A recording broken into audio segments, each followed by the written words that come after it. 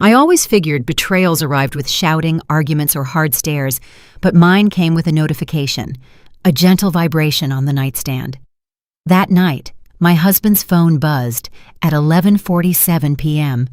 I was wide awake, staring at the ceiling, thinking about the trip we were taking the next day to celebrate our 35th anniversary. He slept soundly beside me with that heavy breathing that always made him seem like a man at peace. But not that night. Something made me look at the phone. Just one text message, one sentence, one clean stab. "Let me know when she's gone." And the sender, Chloe, my best friend for 20 years, my son's godmother, the woman I had shared secrets, tears, and countless cups of coffee with. For a second, I thought my eyes were playing tricks on me. I read it again, once, twice, 3 times, but the message remained, clear as a verdict. Welcome to Voices of Auntie May. I share new life stories here every day, and I'd really appreciate it if you hit subscribe and liked my video. Now let's jump back into my story. I'm sure you'll love it if you keep listening till the end. My body turned to ice. My heart wasn't beating. It was slamming. I felt a heat rise through my chest like my very soul was burning inside. I didn't cry. I didn't scream. I just set the phone back down and looked at the sleeping man I thought I had known for more than half my life. It was then I understood that true hell has no fire, just silence. I spent the rest of the night wide awake, staring at the open suitcase on the chair. The irony was suffocating. I had planned this trip to Hilton Head Island for us to reconnect. I had hoped that away from the noise and our routines, we could find our way back to each other. And he was already planning a different kind of reunion. Chloe had always been charming, subtle, and elegant, with that smile that made everyone feel comfortable around her. I admired her. I defended her when others criticized her. And while I spoke highly of her, she was talking to him. There had been signs, of course, small gestures, quick glances, awkward silences that suddenly made painful sense. But when you truly love someone, you choose not to see. And I had chosen not to see for years. That night, while he slept, I decided I wouldn't confront him. I wasn't going to beg or cry for an explanation. I wouldn't humiliate myself by pleading for a truth I already knew. If they thought they could fool me, they were about to discover they had severely underestimated me. The next morning, I woke before him. I brewed coffee, ate a quiet breakfast, and acted as if nothing had happened. When he came down with his practiced smile, he embraced me from behind and said, "Ready for our trip, sweetheart?" "Ready," I replied without looking at him. As he talked about the itinerary, the resort reservations, and the weather forecast for South Carolina, I watched him, not with love, but with the cold attention of someone studying an enemy. Every word he spoke was another piece of the puzzle. Every smile was another lie I learned to recognize. And while I listened, I already had the first step of my plan in mind. I didn't need to confront him yet. I needed to watch him fall without him knowing how or when. When it was time to leave, I looked in the mirror one last time before locking the door to our Atlanta home. I didn't see a destroyed woman. I saw a contained woman on the verge of something new. I didn't know if what I felt was pain or lucidity, but for the first time in many years, I felt like I was in control. On the drive to the airport, he took my hand. His fingers were trembling slightly. Maybe he sensed something. "You all right?" he asked. "Perfectly," I replied, with a smile I barely recognized as my own. The flight was silent. I pretended to read a magazine, but I was really thinking about Chloe, how they planned it all, how they must have laughed about me, and how that laughter would be the last thing they had left. My mind moved fast, arranging every piece, as if the pain had awakened a new kind of clarity. I knew what I would do: observe them, wait for the exact moment, and then act. When we arrived at the resort, he asked for the room he had reserved in advance. He said it with such confidence, as if to make it clear that everything was under control. I simply nodded. I smiled at the clerk, took the key card, and got into the elevator. Inside, the silence was heavy. The reflection of our figures in the mirror looked like two strangers. He was humming a tune. I was mentally counting the seconds until we reached our floor. When he opened the room door, everything was perfectly arranged: flowers, chilled wine, and a welcome note from the resort manager that read, "A special couple's welcome." I looked at him and feigned surprise. "What a sweet touch, huh?" I said. "You deserve it," he replied, kissing my forehead. His lie smelled of expensive cologne and old guilt. While he showered, I went to the window. The view was beautiful: the ocean, the lights of the Harbor Town Pier, the promise of a quiet evening. But behind that beauty, I felt something else, a shadow moving toward us. I realized that destiny sometimes has a cruel sense of humor. This was the same resort where we celebrated our 10th anniversary, the same place where years ago he promised he would never hurt me. And now, 35 years later, it would be the stage where his full betrayal would be uncovered. But I didn't plan to do it with tears. I didn't plan to do it with anger. My revenge would be precise, silent, and clean. That night when he came out of the bathroom, I faked a yawn. "I'm exhausted," I said. "Rest up, honey. Tomorrow's going to be a long day." "Yes, it will," I whispered. I waited for him to turn off the light. His breathing grew deep. The clock showed 12:30 a.m. I gently took his phone and unlocked it with his fingerprint while he slept. There it was. "Tomorrow at 10 a.m. at the resort. She'll be gone by then." Beneath that, a location pin. The very same resort, the very same room. The appointment was set. I locked the phone, turned off the screen, and smiled. They didn't know that the victim could also be the hunter. I didn't sleep that night. I planned every detail. I knew Chloe would arrive the next day. I knew he would leave to find her, convinced I was shopping or having breakfast in the resort restaurant, but I would be closer than they imagined. I prepared the small camera I always carried in my purse, checked the battery, and set the time. At 9:30 the next morning, I dressed calmly, gathered my things, and left the door slightly ajar. There was no fear, no trembling, just one certainty. The game had begun. There are silences that kill more than a shouted word. Mine began that morning when I sat across from my husband at the resort breakfast and pretended everything was fine. He talked about the scenic drives, the weather, and how expensive the breakfast buffet was. I just watched him. Every gesture was a rehearsed scene.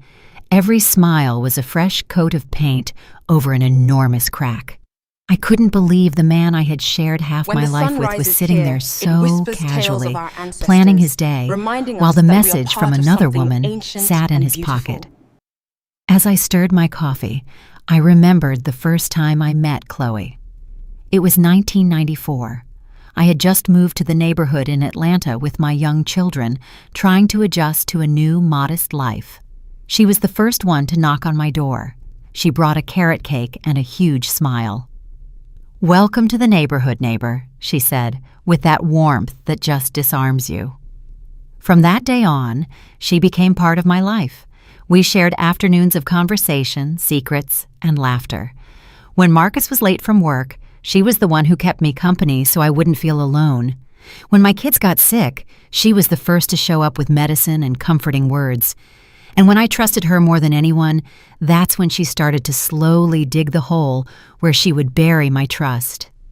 I clearly remember the first time I saw her look at him differently. It was at a family gathering. He was grilling barbecue in the backyard, and we were all joking around. At one point, Chloe walked over to bring him a glass of wine. Her fingers brushed against his. It was barely a second, but it was enough for something inside me to clench. That look, that subtle smile you barely notice, but that screams louder than any word. She was looking at him the way I no longer did, and he, instead of looking away, held her gaze, just for 3 seconds. But those 3 seconds changed something forever. Since then, I started noticing details. Messages he quickly erased, calls he took on the balcony, new excuses to go out without me. Nothing serious enough to accuse him, but strange enough to poison the peace. "You're overreacting, Serena," Chloe would tell me when I told her my suspicions. Men are just absent-minded, that's all. And she said it so convincingly that I ended up believing her. What an irony! I was telling my fears to the woman who was causing them. Years passed, and the distance between Marcus and me grew like a shadow that stretched without anyone stopping it. He became colder, more cutting. Sometimes he'd hug me without really touching me, and when he did, I felt like I was hugging someone who was absent. But I stayed there, holding on to the unsustainable. Women in my community were raised with the notion that love endures everything, that marriage is sacred and forever, that you have to keep quiet for the sake of the family. And I kept quiet. I kept quiet for years while the betrayal grew in silence until it became a permanent fixture. While we ate breakfast at the resort, I observed him with different eyes, not eyes of love, not even eyes of hatred. I looked at him the way you look at a stranger who lives with you out of habit, and it was in that instant I realized I had been sleeping with a stranger for years. "You all right?" he asked, noticing my silence. "Yes, just a little tired. Don't worry, you can rest after breakfast." "I will rest," I replied, hiding the irony in my voice. He had no idea what I was planning. He thought he still had control, but he didn't know the board had already been flipped. After breakfast, we went for a walk on the beach. The wind was soft and the ocean immense. We looked like a happy couple to anyone who saw us pass. Him holding my arm, me smiling naturally. But inside me there was a hurricane. He spoke, and I listened from a distance. His voice sounded hollow, like an old recording. At some point, he took my hand and said, "Serena, you know what? I'm so glad we took this trip. Lately, I felt like we were disconnected." "Me too," I replied calmly. "But don't worry, soon everything will be back in place." If only he had known the weight of my words. In the afternoon, I went alone to the resort village shops with the excuse of buying souvenirs. In reality, I needed to think clearly. I walked among the stalls, watching other people's lives continue as if nothing were wrong. The noise, the voices, the colors, everything contrasted with the emptiness I felt inside. I took out my phone, opened my email, and forwarded the screenshots of the message I had read to my own private account. Afterward, I installed an automatic recording app on his phone. The idea was now clear in my mind. I wouldn't face the betrayal with words, but with evidence. That night, he dined with me as if nothing had happened. He ordered wine, toasted to us, to our years together. His words sounded like cheap theater. Meanwhile, I was counting the minutes until the next day. At 10 p.m., Chloe sent a new text.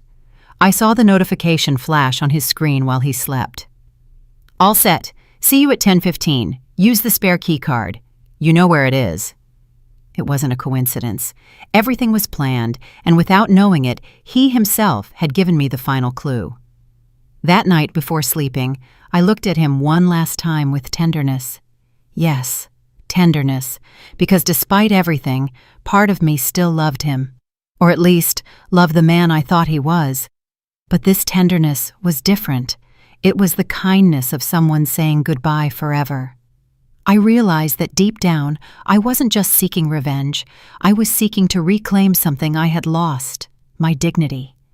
And when I turned off the nightlight, I knew with absolute certainty, tomorrow, everything would change forever. Silence would be my weapon, and truth would be my vengeance. The sunrise came with a strange brightness. The ocean in front of the resort was serene, but something in the air warned me that this day wouldn't be like any other. I woke up before him. The sun barely touched the curtains, and the room smelled of wilting flowers and cheap foreign perfume. I stayed watching him as he slept. His face looked peaceful, but I no longer saw my husband. I saw the actor who had played his role for too long. And for the first time in many years, I didn't feel pain. I felt clarity. I slowly got up, grabbed a notepad from the drawer, and wrote a few lines. "Today, I'm going to show you who I really am." I left it under the pillow, right where he would put his head later. Then I looked in the mirror. My face was tired, but my eyes were alive. I wasn't a broken woman. I was a woman who had decided to stop being a victim. While dressing, I mentally reviewed every detail of the plan. The camera was ready, the recording app was installed on his phone, and my emails were protected with a new password. Nothing could fail. It wasn't an impulse. It was the result of an entire night spent thinking without tears. At 9 o'clock, he woke up. "Sleep well?" he asked. "Perfectly," I lied with a smile. "We could go down to the pier today and then have lunch together." "Sure, but first I want to go to the resort spa," I said, feigning lightness. "I need to relax a bit." He nodded. I gave him a quick kiss and left, carrying the small camera in my purse and a serenity I didn't even understand myself. The spa was on the top floor, right across the hall from the most expensive suites. I sat in the waiting area with a magazine, pretending to read. From there, I could discreetly observe the room we had reserved. The plan was simple: pretend to leave, and leave the door slightly ajar, just enough for him to think I had gone out. At 9:45, I went down to the room and placed the camera in a corner of the closet with a direct view of the bed. I checked the angle, adjusted the sound, and verified the connection. For once, technology would be my ally. Then I opened the suitcase and took out the blue dress he always said looked too good on me for my age. I smiled. Yes, I would wear it. Not for him, but to close my own circle with dignity. At 10 a.m., everything was ready. I left the room door slightly open. I grabbed my purse and pretended to leave, but instead of going to the spa, I hid in the adjoining hallway behind a column where I could see without being seen. My heart was pounding, but it wasn't fear. It was anticipation. At 10 minutes past 10, I heard footsteps. I would recognize that voice anywhere. It was my husband talking on the phone. "Yes, Chloe, come now. She just left." My hands went cold. Even knowing what was going to happen, hearing it was like a fresh stab wound. I heard the click of the door opening. I held my breath, then a brief silence, and his voice. "You look gorgeous as always." And hers, sweet and familiar. "I thought we'd never pull this off, Marcus." I couldn't see them from my hiding spot, but I could imagine them. Two people who confuse desire with love and lies with freedom. Several minutes passed. I heard laughter, murmurs, the unmistakable sound of a stolen kiss.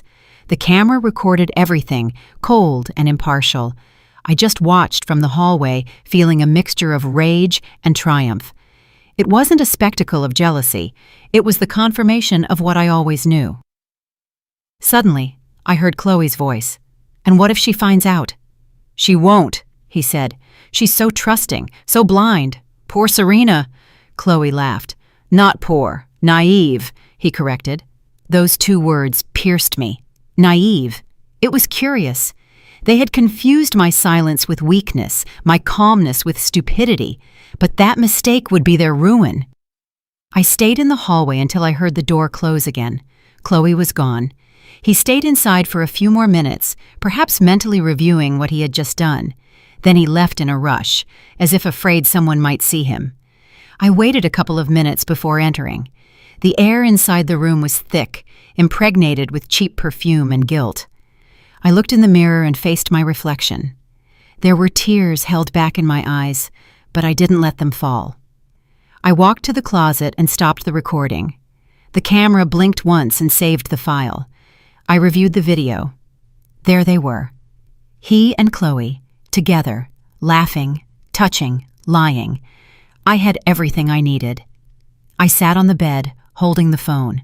For a moment, I thought about deleting it, about letting it all go and pretending nothing had happened. But no, that stage was over. I sent the video directly to my email, along with the previous evidence. As I did so, something inside me broke, but not from pain, from liberation. It was as if by pressing send, I was also sending away years of humiliation. Then I put the camera away, closed the suitcase, and headed to the lobby. I needed air. The ocean was deep blue, the sky clear. I walked along the pier with slow steps, feeling the wind caress my face. I thought about Chloe, about how easy it had been for her to steal what wasn't hers. But I also thought about myself, about how I had allowed others to manage my life. I stopped in front of the horizon and whispered, "No more." That sentence was a pact with myself. I would no longer be the woman waiting for explanations. I would no longer be the faithful wife swallowing her dignity to sustain an empty marriage. From that moment on, I would be the architect of their fall. I returned to the resort with a faint smile. He was at the bar, faking a work call. When he saw me, he raised his hand and said, "Honey, how was the spa?" "Wonderful," I replied. "I feel like new." We sat together and ordered a glass of wine. He talked about business, the weather, and trivialities.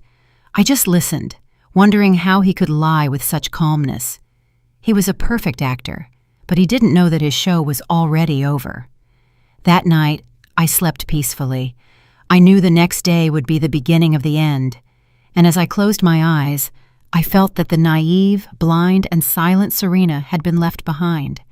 The woman who would wake up tomorrow would be someone new, someone who no longer feared losing him, because she understood she had lost him a long time ago. The next morning dawned with a strange air, as if even the sun knew something was about to break. I woke with a feigned calm. He was still sleeping on his back, with that expression of false innocence that fooled me for so many years. I watched him for a long time, trying to remember the last time I loved him without fear, without doubts, without distance. I couldn't remember it. When love dies, it doesn't happen all at once. It goes out like a candle burning in silence, without calling attention to itself. And that day, facing the man who was once my everything, I knew the flame had completely extinguished. I got up, opened the curtains, and let the light in. "Good morning," I said, with a voice that sounded too normal.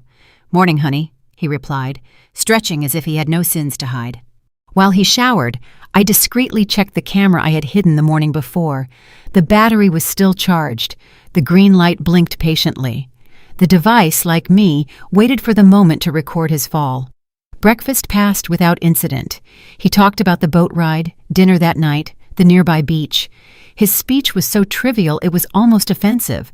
I nodded, smiling courteously, like an actress in a play I already knew by heart. But behind that pleasant facade, my mind did not rest. Everything had to be perfect. Not one mistake, not one extra word. The trap had to close just when they felt safest. At 9 o'clock sharp, he said he had to go down to the lobby to confirm a reservation. He kissed me on the cheek and grabbed his phone. I pretended to be distracted by a magazine. I watched him leave without moving. When the door closed, the room filled with a new silence. It wasn't emptiness. It was power. For the first time, the silence was on my side.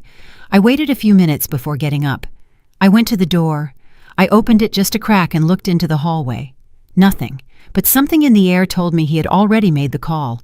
I returned, grabbed my purse, and headed to the end of the hallway, where a small service door connected to the side staircase. It was the perfect hiding spot. From there I could see without being seen, thanks to a mirror in the corner. My heart pounded with a mix of adrenaline and lucidity. It wasn't fear, it was anticipation. At 10:15, I saw her arrive. Chloe, my friend, my confidant, my sister at heart, wore an elegant, discreet beige dress, as if trying to look innocent even in her sin. She walked with a firm step, not looking to the sides. My husband appeared a few seconds later. He greeted her with a smile so natural it hurt. "Finally," he said. "You have no idea how much I missed this." "Don't talk so loud," she whispered. "Serena's convinced I went to the lobby." That phrase made me suppress a bitter laugh. She was convinced, yes, but not of what he thought. They both entered the room. The door closed. The sound of the lock was like the start of a carefully rehearsed scene.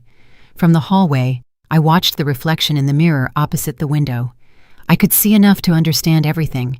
I saw them embrace, laugh, and talk with that disgusting complicity that only cowards have when they think no one is watching them. My breathing remained controlled.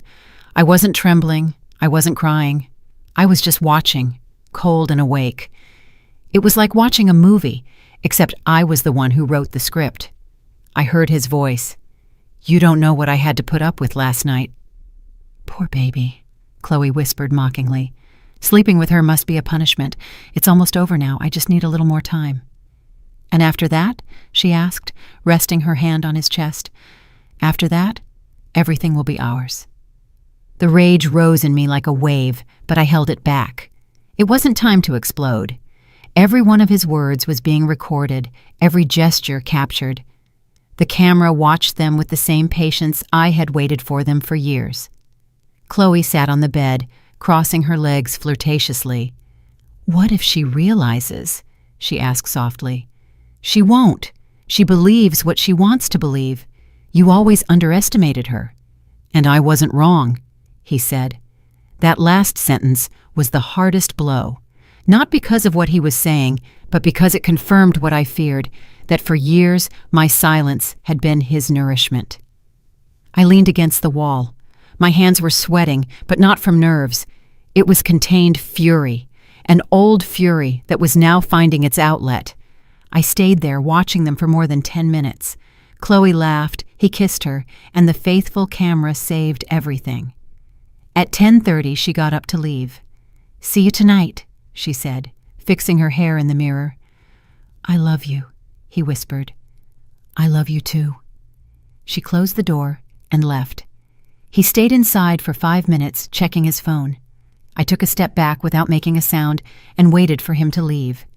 5 minutes later, I saw him walk away with the same careless air as always. I entered the room. The smell of Chloe's perfume still floated in the air, the open wine bottle on the table, the glass marked with lipstick, the messy bed. Every detail was a silent confession. I walked to the closet, turned off the camera, and reviewed the footage. There were his laughter, their caresses, their betrayal, filmed with implacable clarity. While watching the recording, I didn't cry a single tear. I only felt a strange serenity, as if every second of accumulated pain had transformed into strength. I turned off the screen and put the device deep into my purse. It was time to use the weapon they themselves had handed me. I went down to the lobby and found him sitting at the bar, pretending to check his phone. I approached him with a friendly smile. "Did you confirm the reservation?" I asked. "Yes," he replied, avoiding my gaze. "All set." I patted his shoulder. "Perfect," I said. "Tonight will be unforgettable." He smiled, not knowing how much truth was in my words. That afternoon, I locked myself in the bathroom with my laptop. I downloaded the files and uploaded them to a private cloud. Then I sent the video to 3 email addresses. One for his downtown office, another for his business partner, the one who always looked at me with pity, and one more, to Chloe's husband, Thomas. There was no going back, and I didn't want to. When night fell, I put on the same blue dress he always admired. I looked in the mirror and took a deep breath. I was not a sad woman. I was a free woman. The Serena who had felt fear that morning no longer existed. The one who would now go down to the dining room would be someone new, someone who knew that you don't need a weapon to destroy the person who betrays you. Just the truth, at the exact moment. And that night, that truth was already traveling by email to its destinations. Every word, every image, every forbidden kiss, everything. Tomorrow, the whole world would know who they really were. And when the storm crashed down on them, I would already be far away, silent and unstoppable. The following sunrise did not bring peace. The ocean was still serene, but inside me, a storm was blowing that I could barely contain. I knew this day would mark a before and after. At 6 a.m., I was already awake, sitting by the window, watching the waves crash against the rocks. My husband slept deeply. He had no idea that in a matter of hours, his entire life would collapse. The silence was so dense I could hear the ticking of my watch. Every second reminded me that the moment was approaching. I didn't feel fear, but a frozen calm, a calm only felt by someone who has decided not to turn back. At 7:30, I went down to breakfast alone. He was still sleeping, or pretending to. I didn't care. I poured coffee and opened my notebook. I wrote a single sentence. "He who betrays forgets that the truth has a long memory." As I savored the first sip, I observed the tables around me. Couples talking about love, tourists laughing, families taking photos. Everyone seemed to live a normality that no longer belonged to me. I, on the other hand, waited for the collapse with the serenity of someone who has already said goodbye to everything. At 9:30 he appeared. His face looked tired, his eyes a little puffy, but he tried to hide it. "Good morning, honey," he said, kissing me on the cheek. "Good morning," I replied softly. He sat down, ordered orange juice, and spoke about unimportant plans, the boat ride, the gala dinner, the return home. I listened in silence, studying every gesture. His hands moved nervously. His eyes avoided mine. Guilt has a language that needs no words. At 10 o'clock, his phone vibrated. He grabbed it quickly, believing I wasn't noticing anything. "Who is it?" I asked. "The front desk, confirming dinner." He answered without looking at me. I nodded. "Perfect. Don't be long," I said with a calm smile. "No, I won't be long." He stood up, grabbed his keys, and left the dining room. I counted mentally. 1, 2, 3, 4. By the 5th step, he was already talking on the phone. I knew what he was saying, even though I didn't need to hear it. I put my cup on the table, slowly got up, and followed him. The resort was a maze of carpeted hallways with gilded mirrors that returned distorted reflections of reality. I saw him stop in front of the room, look both ways, and open the door carefully. He went in. The door closed. I stood still for a few seconds. I could feel the pounding in my temples, as if my whole body were a drum. I took a breath, grabbed the camera in my purse, and walked to the end of the corridor, where I could see the door through a side mirror. I didn't need more. The scene was almost the same as the day before, but this time with something different. I was ready to end it. It was 10:20 when I saw Chloe enter. She wore a white dress and a wide-brimmed hat that tried to cover her face, but she couldn't hide her gait, the same familiar walk I'd seen so many times crossing my living room. This time, that step was leading her straight to her ruin. My husband received her with a broad smile, took her hand, and kissed her with the confidence of someone who thinks they have the world under control. I didn't look away. Every gesture, every word was a confirmation. I watched them talk by the window. She laughed. He leaned toward her. They looked like two lovesick teenagers, oblivious to the weight of their lies. The feeling they shared wasn't passion. It was arrogance, that absurd belief that consequences only exist for other people. For a few minutes, I watched them in silence. Then, without losing my composure, I took out my phone and opened my email. I verified that the video had been sent. Everything was in motion. The copies were already reaching their recipients, his boss, his family, and Chloe's husband, Thomas. All that remained was to wait. And that's when I decided to do something more.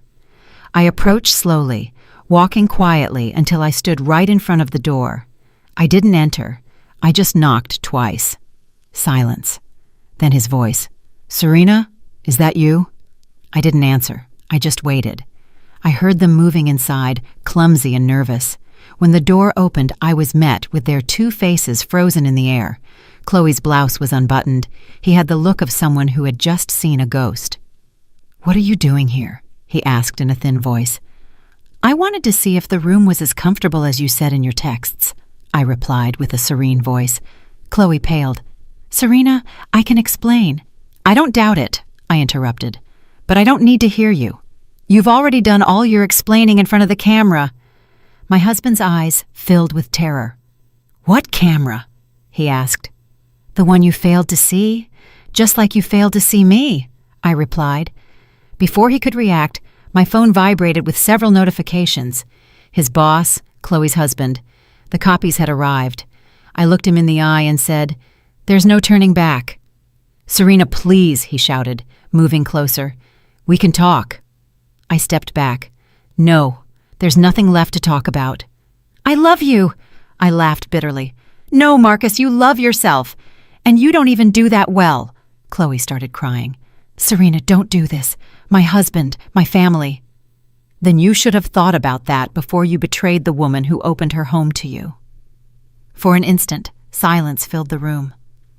All that could be heard was the hum of the air conditioning. I looked at them and felt strangely at peace. There were no shouts or tears, just justice. Cold, clean, inevitable. "Don't worry," I finally said. "I'm not going to stay to watch the mess. I just came to say goodbye." I grabbed my things, walked to the door, and added, "Oh, and don't try to delete anything. It's already in the cloud." I closed the door behind me without looking back. The hallway felt long, but my steps were firm. With every step, I felt a weight fall from my shoulders. When I reached the elevator, I pressed the lobby button and looked at my reflection in the mirror. I saw no rage or sadness, just determination. When the elevator doors opened, the chaos had already begun. In the lobby, a man was shouting into his phone. It was Thomas, Chloe's husband, holding his cell with the video playing on the screen. The eyes of the guests were glued to him. A few seconds later, I saw my husband run down the stairs, followed by Chloe. His face was distorted, his eyes desperately looking for an exit that no longer existed. Thomas lunged at him, hitting him and screaming, "With my wife, you bastard, in the resort, right in my face!" The scene was chaotic, heartbreaking, and yet I felt an absolute serenity. It was the ending they had written, and I just let it play out. I slowly walked away while the employees tried to separate them. The sound of the screaming faded behind me. Outside, the ocean remained the same. The wind smelled like freedom. That morning, the resort became their ruin, and I, finally, became my own salvation. That same afternoon, while the chaos continued to spread through the resort, I locked myself in my room. Outside, there were hurried footsteps, murmurs, and phones ringing. The rumor had grown like wildfire. The recording was already making the rounds on cell phones worldwide, and I just watched in silence. I felt no guilt. I felt justice. I turned on the television. On the local news in Atlanta, my husband's name was already mentioned alongside the word scandal. One of the resort's security cameras had captured the altercation in the lobby. The images repeated over and over, him trying to flee, Thomas hitting him, people recording with their phones. Everything he had wanted to hide for years was now exposed without filters for everyone to see. And I just breathed. I poured myself a glass of wine and sat by the window. The ocean was calm, as if the world wasn't ending down there. For a moment, I wondered if I had gone too far. But then I remembered his mocking laughter, the nights of contempt, the empty promises. No, I hadn't gone too far. I had only arrived where I needed to be. As the sun set, I opened my laptop and checked my email. Dozens of new notifications, forwarded messages, screenshots, headlines. Every click was a confirmation that everything had worked. Among the emails was one from Chloe. It just read, "Please delete it. My family has seen it. My son is crying. Don't do this to us." I read it 3 times. I didn't reply. At another time, I would have felt sorry. I would have wanted to forgive, but not anymore.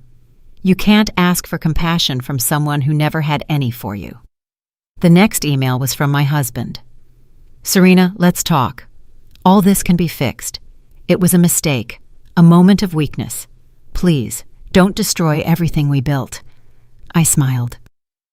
He talked about a mistake, as if it were a slip-up, but his betrayal wasn't an accident.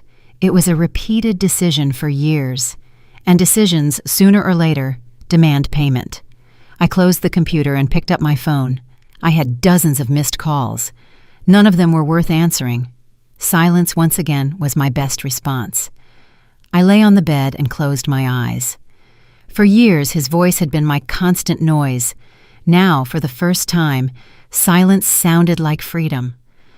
I don't know how long I slept, but when I woke up, it was night. His phone was still vibrating. This time, I answered. It was him. "Serena." His voice sounded broken, desperate. "Yes, please, we have to talk. We have nothing to say to each other. You're destroying me." "No, Marcus, you destroyed yourself. I just turned on the light." There was a long silence on the other end of the line. "Why did you do this?" he finally asked. "Because I needed to see what you were worth without your lies." "And what are you going to do now?" "Celebrate. No. Live." I hung up without waiting for an answer. The next morning, I went down to the resort dining room. Eyes followed me, some with pity, others with curiosity. I didn't care. I ordered coffee and watched the employees talk in hushed tones. A woman approached me and whispered, "You are incredible. Not every woman would have your courage." I barely smiled. Courage wasn't what I had too much of. It was dignity, and they wouldn't take that from me again. While I was having breakfast, I saw Marcus walk past. He wore dark glasses and his face was swollen, as if he hadn't slept. He stopped for a moment, trying to meet my gaze. I continued stirring my coffee. He no longer existed to me. That afternoon, I received a message from Thomas, Chloe's husband. It just said, "Thank you for opening my eyes. I regret that your pain was necessary for me to see the truth." I stared at those words. They weren't comfort, but they were poetic justice. In one sentence, everything that had happened was summed up.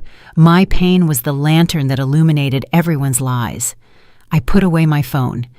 I realized that for the first time in a long time, I was breathing without anxiety. I didn't owe explanations. I didn't owe apologies. I only owed myself. That night, before packing my things, I turned on the camera one last time.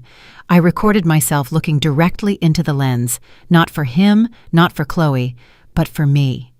I said, "I am not the woman they betrayed. I am the woman who survived. And that by itself is vengeance enough." I turned off the device and packed everything away. I left the resort without looking back. Outside, the wind was fresh, the sky clear. I got into the taxi, and as we drove away, I looked out the window one last time. The building grew small in the distance until it disappeared. I felt a mixture of relief and sadness, but more than anything, I felt peace. When I got home, I found the door slightly ajar. It was him, sitting on the sofa with his elbows on his knees, his face buried in his hands. The man who was once my refuge was now just a ghost. "What are you doing here?" I asked. "Waiting for you." "You shouldn't be." "Serena, I lost everything," he said with a trembling voice. "My job, my friends. Chloe tried to take her own life." "And you expect me to feel sorry for you?" "No, I just wanted you to know that I love you." "No, what you love is the comfort I gave you." "Please," he murmured. "Can we start over?" I approached slowly. I looked him in the eyes. There was fear there, and something else.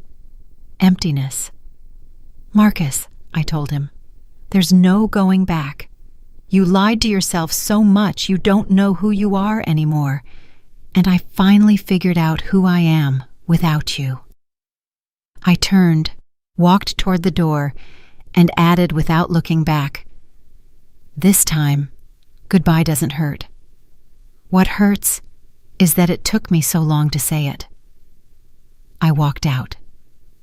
The sound of the door closing was perhaps the most liberating moment of my life. That night, I sat on the terrace of my house with a cup of tea. The silence returned, but this time it was a good silence, not the silence of submission, but the silence of freedom. I looked at the stars and remembered something my mama used to tell me. "A strong woman doesn't make a scene, baby. She makes a move." I smiled because in the end, that was exactly what I did.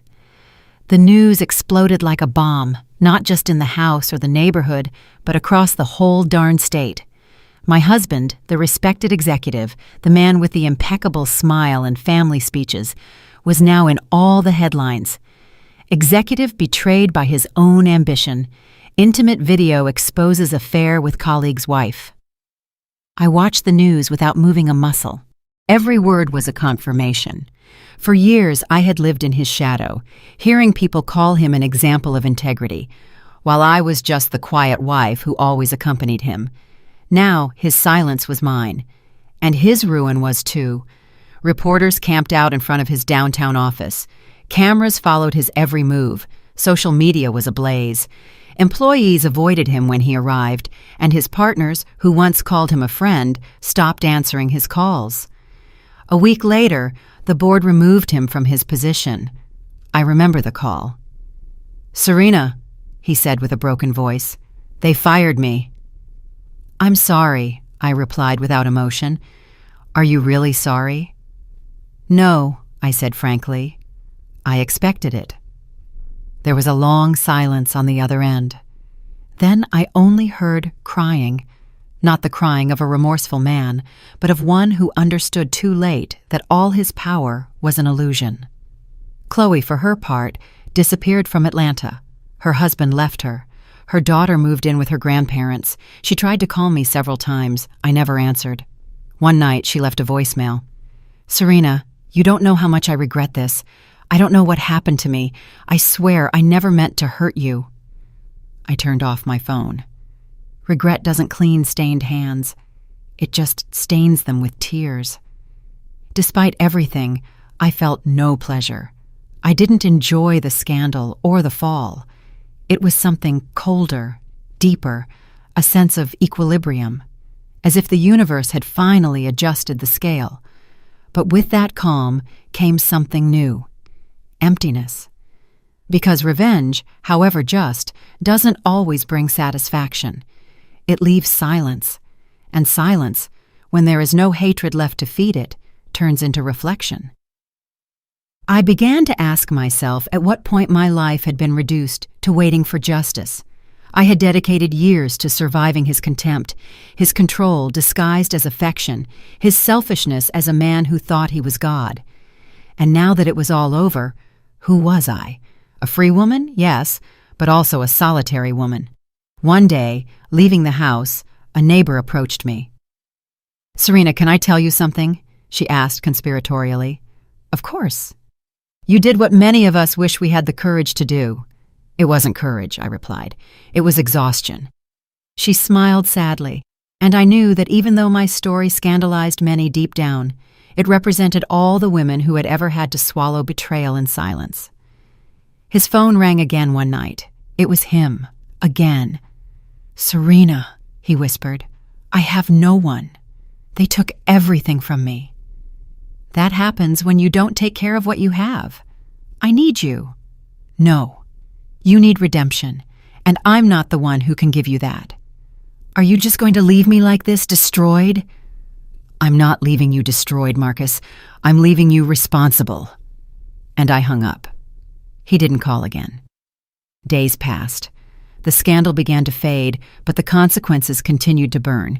His company failed, his friendships dissolved, his name became synonymous with shame, and I kept walking without looking back. People looked at me differently, with respect, and that was new. After decades of being invisible, I had recovered my reflection. One afternoon, I received a letter with no return address. Inside, there was only a sheet with a handwritten phrase, "Thank you for showing me that even the monsters can fall." I never knew who sent it. Maybe some woman who lived through something similar, or perhaps someone who simply understood. I kept that note between the pages of my journal. Sometimes people ask me if I regret it, and I answer that I don't, because what I did wasn't vengeance. It was liberation. For years, I had been a prisoner of a lie, an image, a routine where my voice didn't matter. When I uncovered the truth, I didn't just expose him, I gave myself back to myself. That night, I went for a walk on the boardwalk. The air was fresh, the sky clear. I closed my eyes and let the wind mess up my soul.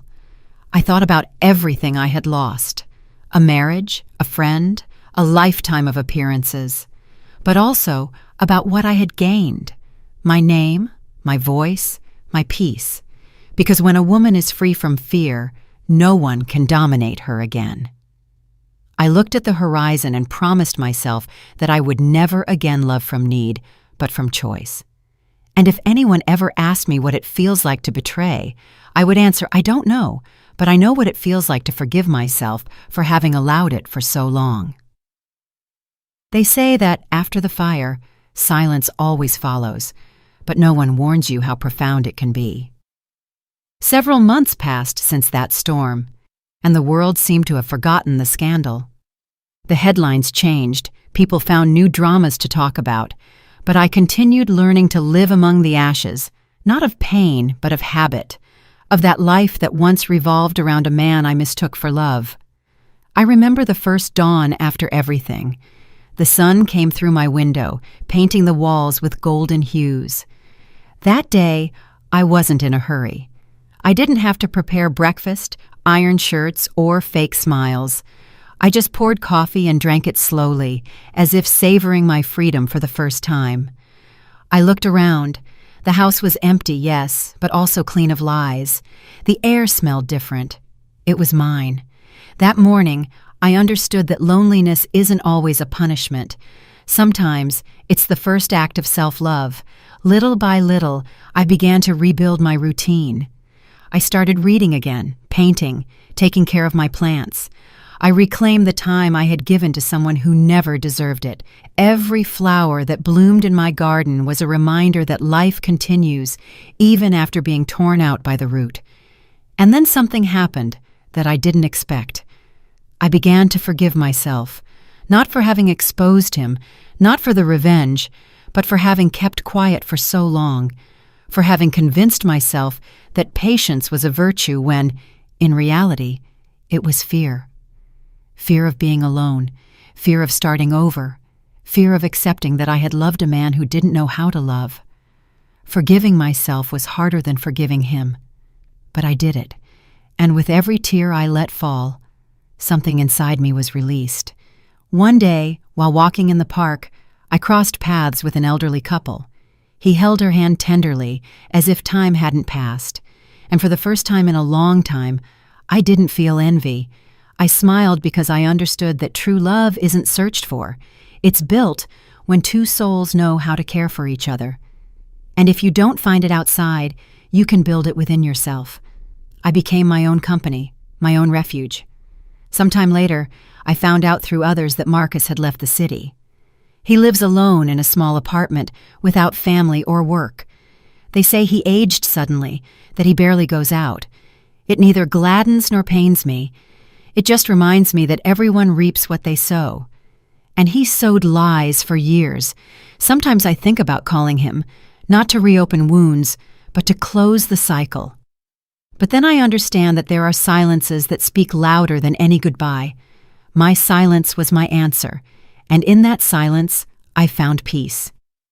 One night, while organizing my things, I found the camera I had used to record everything. I held it in my hands. It was no longer a symbol of vengeance, but of rebirth. It had been my weapon, my shield, and my voice. For a moment, I thought about deleting everything, but I decided to keep it, not as proof of what they did, but as a reminder of what I was capable of doing for myself.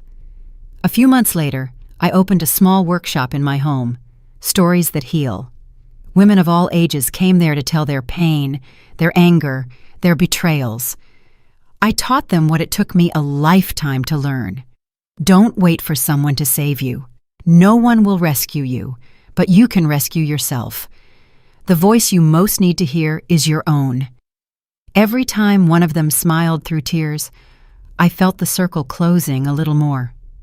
My story, born of pain, was transforming into a bridge for others. One afternoon, as we finished a session, a young woman asked me, "Ms. Dubois, did you ever fall in love again?" I paused for a few seconds. I looked out the window where the sun was beginning to set and replied, "Yes, with myself." She smiled, and I knew she understood. Sometimes life tears everything away from you, and you think it's over. But what it's really doing is giving you the chance to start over without masks. It doesn't matter how much it hurts to lose what you thought was love. True love, the kind that doesn't betray, doesn't lie, and doesn't humiliate, begins when you decide never to lie to yourself again. That was my lesson, my punishment, and my rebirth. I'm 63 now. I walk slowly but without fear. I no longer worry if someone loves me. I love myself enough. I no longer seek justice, because life itself takes care of balancing the accounts. When people ask me how I survived such betrayal, I only answer, I learned to let the fire burn me so I could turn into ash, and from there, become light again. And if you've made it this far, let me tell you something. It's never too late to start over. It's never too late to leave behind the one who extinguishes your light. It's never too late to look in the mirror and recognize the woman you were, the one who resisted, and the one who is still standing here. Because no matter how much they hurt you, if your soul is still alive, you still have everything left to live for. I'm Serena Dubois, and this was my story. I'm really glad you're here and that I could share my story with you. If you liked it, show me by liking the video and subscribing to my channel. Let's see how many of us there are. Write in the comments which city you're watching from and what time it is. I'm so curious to know where all you wonderful people are tuning in from. If you want to support me a little extra, you can also send a small donation. I share new life stories for you every single day. And now, 2 of my most popular stories will pop up on the screen so you can choose what to watch next.